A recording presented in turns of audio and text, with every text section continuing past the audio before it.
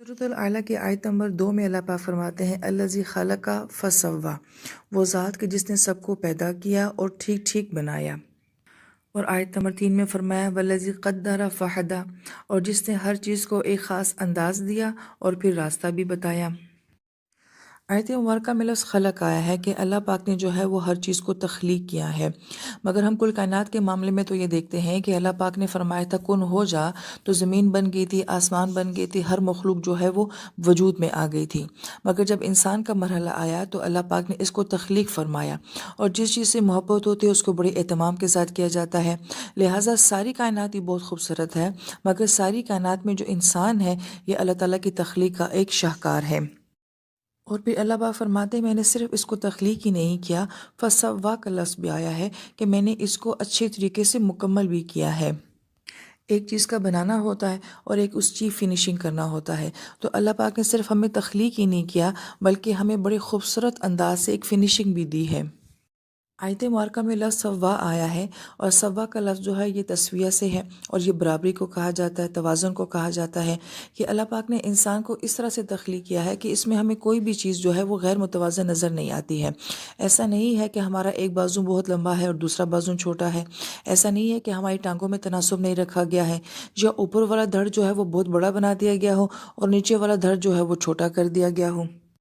इंसान की आवाज़ में और उसकी समात में कितना तवाज़ुन है, दिल की धड़कन में और खून के चलने में, रगों में कितना तवाज़ुन है। गोया कि आप जिस जिस भी उसको देखते चले जाएंगे वहाँ पे हमें एक बेहतरीन तवाज़ुन नज़र आता है। इसलिए इंसान को जो है आलम असग़र भी कहा जाता है, एक छोटी दुनिया भी कहा जाता है। और मैं अक्सर ये बात कहती हूँ कि हमारे लिए आज कुरान का समझना बहुत आसान है। आप कोई भी डॉक्यूमेंट्री उठा के देख लीजिए जिसमें इंसानी जिस्म की तख्लीक में जो हैरत अंगेज़ मनाजर नज़र आते हैं जो अल्लाह पाक ने हमारे अंदर रखे हुए हैं, तो इंसान को वह सव्वा बड़े अच्छे तरीके से समझ आ जाता है कि अल्लाह ताला ने हमें किस अंदाज से जो है वो बहुत बैलेंस मखलूक बनाया है। लिहाजा इन आयत को समझना हमारे लिए आज तो बहुत ज़्यादा आसान हो गया है। फिर आयत मुबारका में कद्दरा का लफ्ज़ आया जो फ़अला के वज़न के ऊपर है। इसका मतलब होता है अंदाज़ा करना, मगर ये महज हमारे अंदाज़ों की तरह अंदाज़ा नहीं है जैसे हम किसी चीज़ के बारे में अज्यूम कर लेते हैं, बल्कि इसका मतलब है एक भरपूर प्लानिंग करना।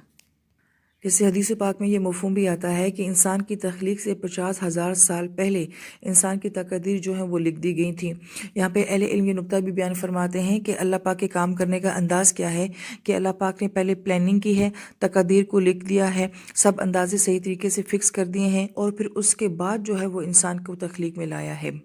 तो इसमें इंसान के लिए बड़ी अच्छी रहनुमाई है कि पहले कामों को प्लान किया जाता है, उसकी मनसूबाबंदी की जाती है, और फिर उसके बाद उस काम को जो है वो प्रैक्टिकल किया जाता है। इसी आयत मुबारका से अहले इल्म जो हैं ये नुकात भी बयान फरमाते हैं कि प्लानिंग करना कद्दरा ये एक तरह का जहनी काम है, या यूँ कहें कि तख्लीकी काम होता है, इल्मी काम होता है। और ये काम करना किसी काम के लिए ज़्यादा ज़रूरी होता है कि इसी के ऊपर काम की नौयत का इन्हिसार होता है। हम अपनी दुनिया में भी देखते हैं इंजीनियर जो होता है वो नक्शा बनाता है, वो सिर्फ प्लानिंग करता है। हालांकि मज़दूर की मेहनत ज़्यादा होती है, मगर पैसा ज़्यादा कौन कमा रहा होता है, वो इंजीनियर कमा रहा होता है। डॉक्टर तो महज नुस्खा लिखते हैं, लेकिन असल सारी मेहनत तो उन लोगों की होती है जो उस नुस्खे को बनाते हैं। मगर पैसा ज़्यादा कौन कमा रहा होता है, डॉक्टर कमा रहा होता है। इसी तरह से बाकी कामों के ऊपर भी क्यास कर लीजिए कि जो जहनी काम करने वाले होते हैं या जिनका जहनी मियार बहुत आला होता है, जो इस लेवल का काम कर रहे होते हैं, वो अमूमन ऊपर की नशिस्तों में होते हैं, यानी कि उनका ग्रेड जो है वो आला होता है।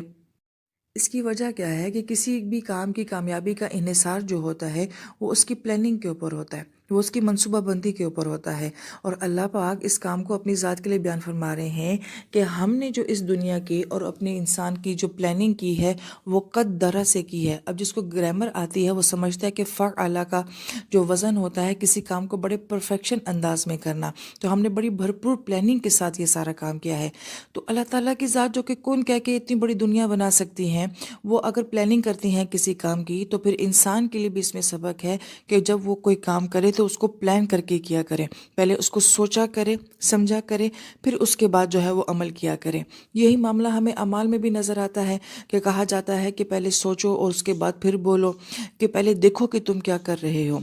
फिर उसके बाद उस काम को करने की कोशिश करो। या यूं कहा जाए कि हमें कहा जाता है कि पहले अपनी नीयतें ठीक करो, फिर उसके बाद अमल करो, कि अच्छी नीयत छोटे अमल को भी बड़ा बना देती है, और बुरी नीयत जो है वो बड़े से बड़े अमल को भी छोटा बना देती है। तो ये सारा काम किस तरीके से है, सोचना, پہلے پلاننگ کرنا اور پھر اس کے بعد جو ہے اس کے اوپر عمل کرنا۔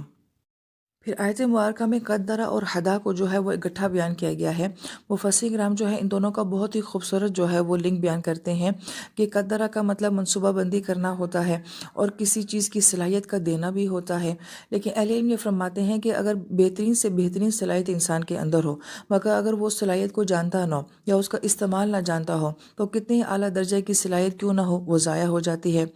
اس لیے اہل علم نے جو ہے وہ قدرہ سے اقدرہ کا معنی بھی لیا ہے کہ اگر اللہ پاک نے کسی انسان کے اندر کوئی صلاحیت رکھی ہے تو اس کو یہ صلاحیت بھی دی ہے کہ وہ اپنی صلاحیت کو بہترین انداز میں استعمال کر سکے۔ مثلاً جب چھوٹا سا بچہ پیدا ہوتا ہے تو اللہ پاک نے اس کے اندر یہ صلاحیت دی ہے کہ وہ دودھ پی سکتا ہے، مگر پینا کیسے ہے اللہ پاک نے یہ ہدایت دے کر اس کو وہاں سے بھیجا ہے۔ پھر اللہ تعالیٰ نے انسان کے اندر یہ صلاحیت رکھ کے اس کو دنیا میں بھیجا ہے کہ وہ چل سکتا ہے، مگر اس نے چلنا کس انداز میں ہے تو وہ پہلے کرالنگ کرے گا، پھر اس کے بعد کسی چیز کو پکڑ کے کھڑا ہوگا، پھر آہستہ آہستہ چلنا شروع کرے گا، پھر وہ دوڑنا شروع کرے گا۔ یہ ہدایت ہمیں دے کر بھیجی گئی ہے، تو گویا کہ اللہ پاک نے صرف ہمیں صلاحیت ہی نہیں دی بلکہ صلاحیت کو استعمال کرنے کی بھی بھرپور صلاحیت دی ہے۔ اس لیے اہل علم یہ فرماتے ہیں کہ اللہ پاک نے انسان کو نیکی کرنے کی صلاحیت دی ہے اور اس کے اندر توبہ کرنے کی بھی صلاحیت ہے۔ اب یہ ہے کہ نیکی کرنے کی توفیق ہو جانا یہ بھی اللہ پاک کی طرف سے ملتا ہے، اور انسان اپنے گناہوں کے اوپر توبہ کرتا ہے تو یہ گویا کہ صلاحیت جو اللہ پاک نے ہمارے اندر رکھی ہے، تو اللہ نے ہمیں اس کی قدرت دی ہے کہ انسان توبہ کر کے اپنی کمیوں کو اللہ تعالیٰ کی ذات سے معاف کروا سکتا ہے۔ اب انسان کے اوپر ہے کہ وہ اپنی صلاحیت کو کیسے استعمال کرتا ہے۔ پھر آیت مبارکہ میں لفظ فہدا جو استعمال کیا گیا ہے کہ ہم نے انسان کو پھر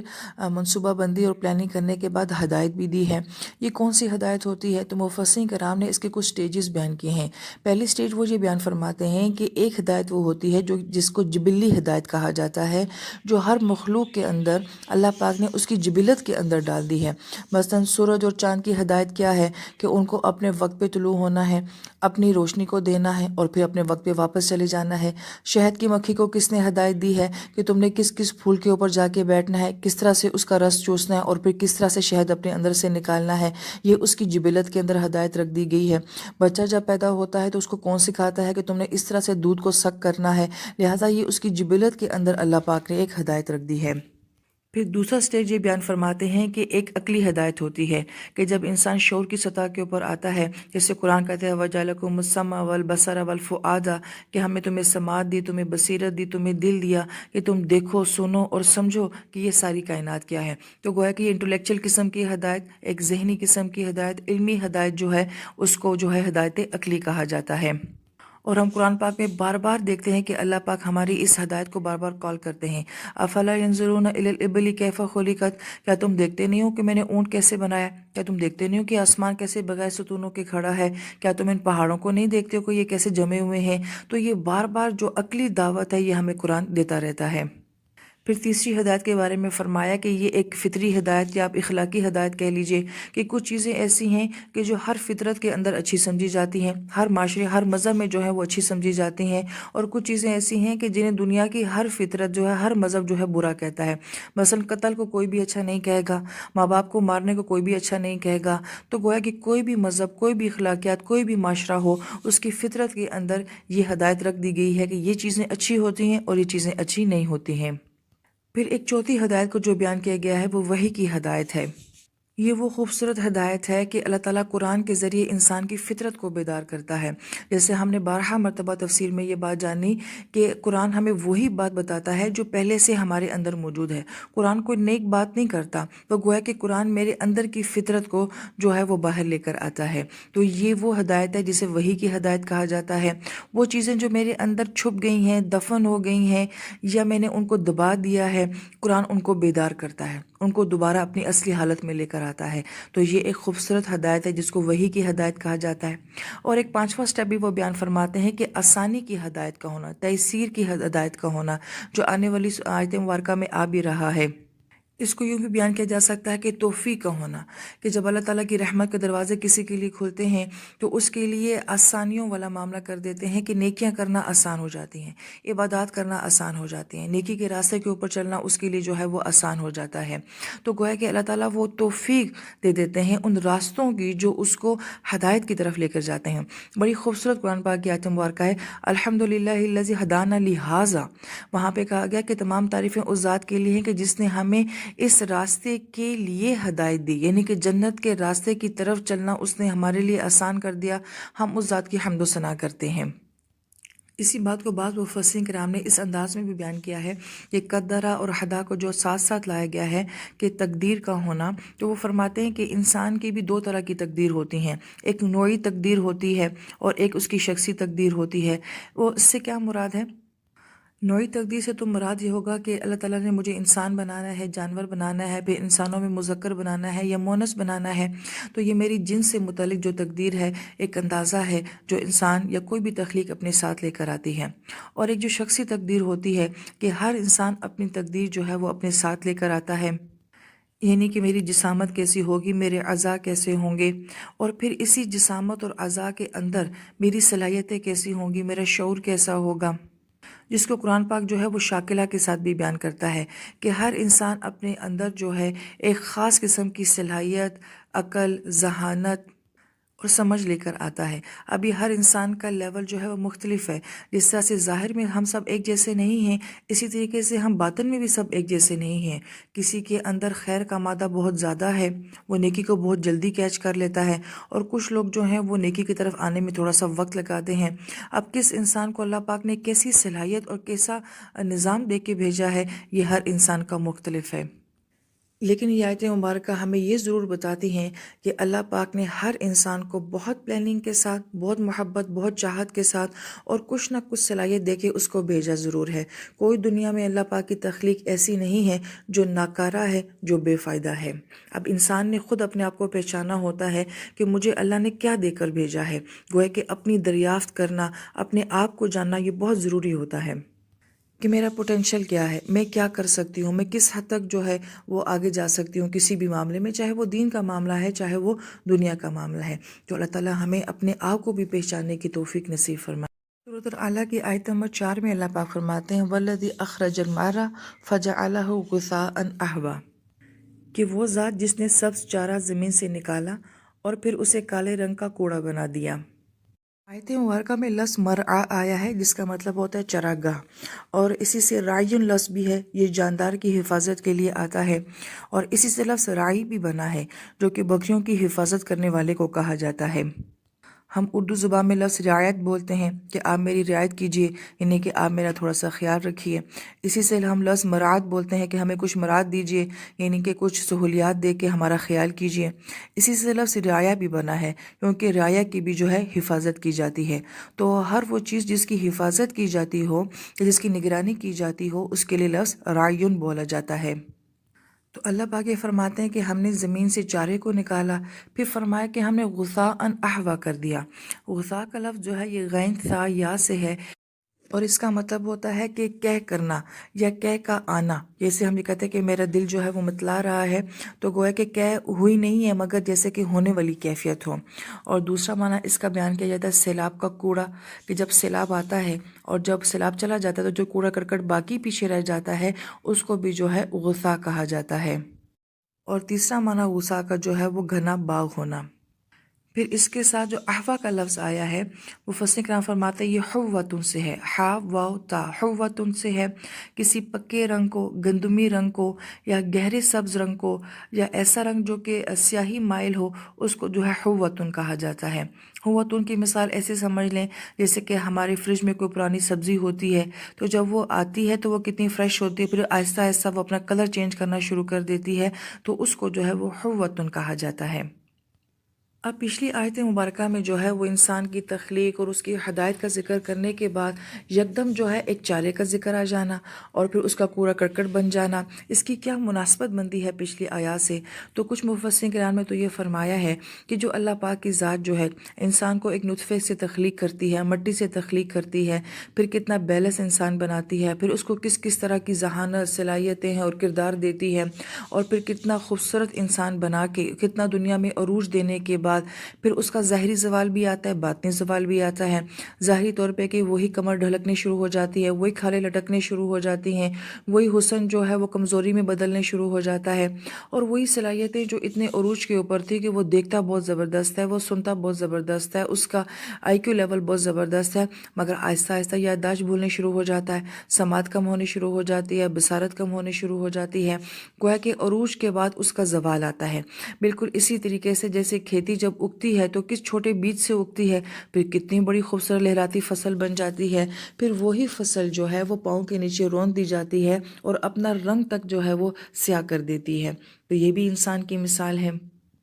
پھر بعض مفسرین کرام نے اس آیت مبارکہ کا یہ ربط بھی بیان فرمایا ہے کہ اس سے مراد وہی ہے کہ جیسے ایک چارہ ہوتا ہے وہ کتنا خوبصورت ہوتا ہے کہ ہر مخلوق جو ہے وہ اس کی طرف مائل ہوتی ہے، انسان اس کی خوبصورتی سے اس کی طرف مائل ہوتا ہے، اور جانور اپنے نفع اپنی خوراک کے لیے اس کی طرف جو ہے وہ مائل ہوتا ہے۔ پھر یہی چیز جو اتنا نفع دینے والی ہوتی ہے پھر وہ اتنی ضائع ہو جاتی ہے، اتنی حقیر ہو جاتی ہے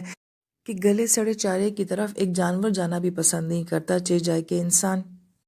تو اہل علم یہ فرماتے ہیں کہ اس سے وحی کی مثال کو بیان کیا گیا ہے کہ وحی بھی انسان کے نفع کے لیے آتی ہے، اور وہ بھی انسان کو ایک عروج دینے کے لیے آتی ہے، اس کی زندگی کو خوبصورت بنانے کے لیے آتی ہے۔ اب تو جو انسان اس وحی سے فائدہ اٹھا لیتا ہے تو وہ دنیا اور آخرت کا عروج دیکھتا ہے، حسن دیکھتا ہے، بالکل جیسے کہ فصل خوبصورتی کے ساتھ لہراتی ہے، لوگوں کو نفع دیتی ہے، خوراک دیتی ہے، چاہے وہ انسان ہے چاہے وہ جانور ہے۔ پھر یہی کھیتی جو ہے اس انسان کے جسم کی بھی خوراک یا صحت بن جاتی ہے تو اس کے وجود کا حصہ بن جاتی ہے، جانور اس کو کھا کے جو ہے وہ انسان کو گوشت بھی دیتا ہے اور دودھ بھی دیتا ہے، تو گویا کہ وہ کس قدر نفع والی چیز ہے۔ تو وہی بھی اس طرح سے انسان کے اندر کی صلاحیتوں کو اتنا عروج دیتی ہے، انسان کو اتنا خوبصورت بنا دیتی ہے کہ وہ لازوال ہو جاتا ہے۔ مگر جب انسان جو ہے اس سے فائدہ نہیں اٹھاتا ہے تو جس طرح سے فصل آگے چلی جاتی ہے اسی طریقے سے وہی بھی جو ہے وہ آگے چلی جائے گی۔ ایک مختصر وقت ہے تمہارے پاس دنیا کا، زندگی تمہیں دی گئی ہے کہ اس علم سے فائدہ اٹھا لو، اس وحی سے فائدہ اٹھا لو اور اپنے آپ کو ایک نفع والا انسان بنا دو، ورنہ وقت گزر جائے گا اور تم ایک کٹے ہوئے اور ایک کالے اور سیاہ رنگ کے چارے کی طرح جو ہے ایک فضول حیثیت میں آ جاؤ گے۔ تو اللہ تعالیٰ ہمیں اس وحی سے اور اس قرآن سے جو ہے وہ نفع اٹھانے والا انسان بنا دے۔